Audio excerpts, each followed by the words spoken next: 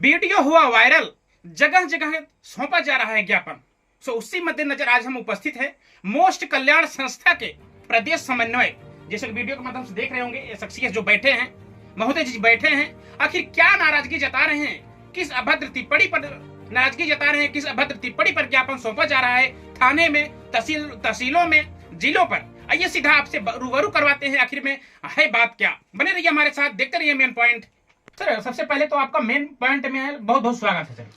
आपके चैनल को, आपके चैनल के दर्शकों को मोस्ट कल्याण संस्थान की तरफ से, हमारी तरफ से बहुत बहुत साधुवाद और उनका स्वागत करता हूं। सर ये बात है जैसे कि आप अभद्र टिप्पणी पे कोई किया गया, आप सब ज्ञापन दे रहे हैं अपने संगठन के माध्यम से, तो हमारे दर्शकों को विवरण बता दीजिए सर। देखिए, कोई भी हो, पूरे भारत में सबका मौलिक अधिकार है जी। हमारे समाज के और बहुजनों के महापुरुष है, और हमारे महापुरुषों के ऊपर कोई भी व्यक्ति अभद्र टिप्पणी कहेगा, उल्टा सीधा बोलेगा, तो बहुजन चुप नहीं रहेगा। क्योंकि डॉक्टर बी.आर. अम्बेडकर द्वारा रचित संविधान लागू है भारत में, और उस संविधान के माध्यम से हमने अपना विरोध अपने महापुरुषों के ऊपर हुई टिप्पणी को दर्ज करा रहे हैं। जनपद के, उत्तर प्रदेश के सभी जनपदों में हम ज्ञापन सौंप रहे हैं, तहरीर दे रहे हैं कि सुधाकर मिश्रा, आशीष द्विवेदी, जिन्होंने वीरांगना बहन फूलन देवी, जो दुनिया की चौथी विद्रोही महिला रही है और भारत की प्रथम विद्रोही महिला रही है, उनके ऊपर टिप्पणी की गई है। जब तक वीरांगना बहन फूलन देवी जिंदा थी, किसी की मां ने दूध नहीं पिलाया था उनके सामने जाकर के रे वे तेक की भाषा बोल देने की, और आज मरने के बाद अभद्र टिप्पणी कर रहे हैं। तो उनके बंदे इस भारत में जिंदा हैं और उनकी कौमें जिंदा हैं। निश्चित रूप से ऐसा दुस्साहत करने वाले के खिलाफ हम लोग ज्ञापन दे रहे हैं। आवश्यकता पड़ी तो बड़ा आंदोलन करने का काम भी करेंगे और उनके ऊपर कार्रवाई करवाएंगे। महोदय जी, बात रही जैसे ज्ञापन की और अभद्र टिप्पणी की, तो अभद्र टिप्पणी थोड़ा हमारे दर्शकों को एक बार फिर से रिपीट कर दीजिए, कौन कौन अभद्र टिप्पणी कर रहा है, किस प्रकार से कर रहे हैं?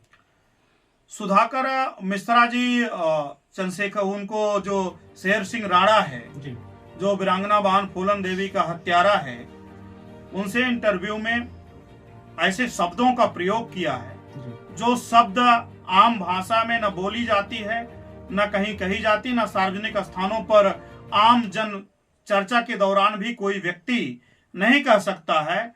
वह निर्लज्ज व्यक्ति होगा वही कह सकता है, दूसरा व्यक्ति नहीं कह सकता है। और इसी तरह आशीष द्विवेदी अपने ट्विटर पर उन्होंने लिख करके अभद्र भाषा का प्रयोग किया।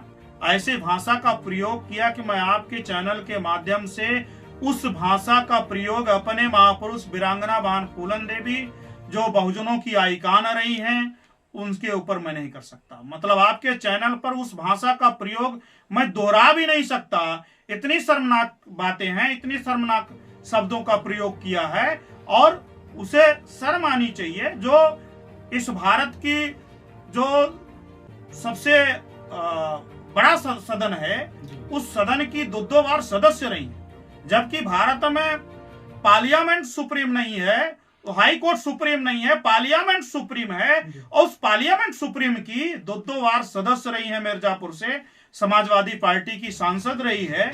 और ऐसे वीरांगना के ऊपर अभद्र टिप्पणी करना किसी भी हद तक बर्दाश्त नहीं। अभी आपने बात किया समाजवादी पार्टी से सांसद रही है, तो क्या समाजवादी पार्टी के जो मेन करता धरता है, तो क्या उनका कोई एक्शन लिया कि नहीं लिया अभी तक? समाजवादी पार्टी के लोग भी ज्ञापन वगैरह दे रहे हैं जी, उनका मैं धन्यवाद देता हूं।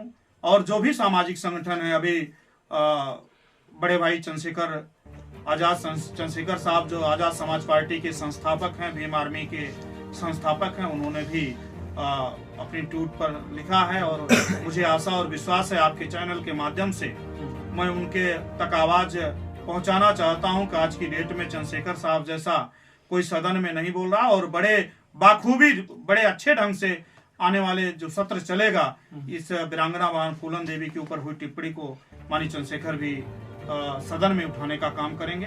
उनके ऊपर विश्वास है।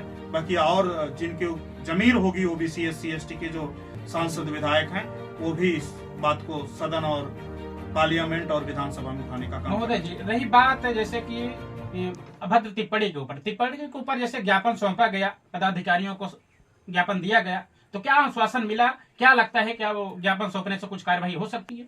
अब जिनको हम लोगों ने ज्ञापन दिया है, उन्होंने कहा है, आश्वासन दिया है कि इसे उच्च सक्षम अधिकारी तक हम पहुंचाएंगे और उचित कार्रवाई करने का प्रयास करवाएंगे। तो जैसे कि इसे ज्ञापन सौंपने से नहीं कुछ कार्यवाही हो गई, तो अगला कदम आप सबका क्या रहेगा सर? अगला कदम लोकतंत्र है, जी। भारत का बाबा साहब का दिया हुआ संविधान है, जो हमारे कह लिया जाए जो हमारे भगवान हैं, जो हमारे कर्ता धर्ता रहे हैं, उनका दिया हुआ संविधान है। उस संविधान के तहत जो भी संवैधानिक कार्रवाई होगी उससे बड़ा आंदोलन हम लोग करेंगे, कोर्ट की शरण में जाएंगे, संवैधानिक तरीके से हम लड़ाई इसकी लड़ेंगे। महोदय जी, संविधान की बात कर रहे हैं, संविधान पर देख रहे हैं कि इससे कुछ न कुछ बदलने की बात की जा रही है कुछ मनवादियों द्वारा, क्या कहना है आपका? देखिए, संविधान न उनके बनाने की क्षमता थी न बदलने की क्षमता है जी। क्योंकि हो सकता है उस सदन में ज्यादा हो सकते हैं जी। सदन में ज्यादा हो सकते हैं, सड़कों पर ज्यादा हम, सदन के बाहर संख्या बहुजनों की ज्यादा जो संविधान को मानने वाले लोग हैं, और संविधान बदलने वालों को खैर नहीं होगी, उनको सड़कों पर दौड़ा दौड़ा करके हम लोग उनको संवैधानिक भाषा सिखा देंगे। जी निश्चित रूप से। ठीक ठीक, बहुत बहुत धन्यवाद। ये देखिए, इस तरह से फूलन देवी के ऊपर अभद्र टिप्पणी के अंतराल किस तरह से संस्था वाले, यानी कि मोर्च संस्था कल्याण के प्रदेश समन्वयक जी हैं, मतलब ज्ञापन सौंपने के अंतराल नाराजगी जता रहे हैं, और अगला कदम अगर जैसे ज्ञापन देने के अंतराल अगर कुछ कार्यवाही नहीं हुई, अगला कदम ये बता रहे हैं रोड पर उतरने की कोशिश करेंगे अपने दल बल के साथ में। इसी तरह वीडियो देखते रहिए मेन पॉइंट जौनपुर, बने रहिए हमारे साथ। जय हिंद दोस्तों।